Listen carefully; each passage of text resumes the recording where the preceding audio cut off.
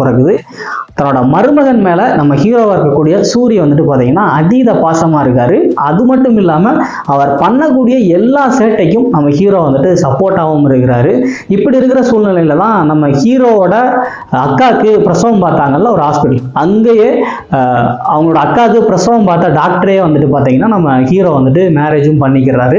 இப்படி இருக்கிற சூழ்நிலையில மேரேஜ் பண்ணி நம்ம ஹீரோயின் வந்துட்டு சூரிய வீட்டுக்கு வந்ததுக்கு அப்புறம் சூரியோட மருமகன் பண்ணக்கூடிய சேட்டைகள்லாம் வந்துட்டு நம்ம ஹீரோயினுக்கு பிடிக்காம போயிருது. இதை அவங்க கண்ட்ரோல் பண்றாங்க. இதனால ஹீரோவோட அக்காவுக்கும் ஹீரோயினுக்கும் ரொம்ப பெரிய பிரச்சனைகள்லாம் வருது.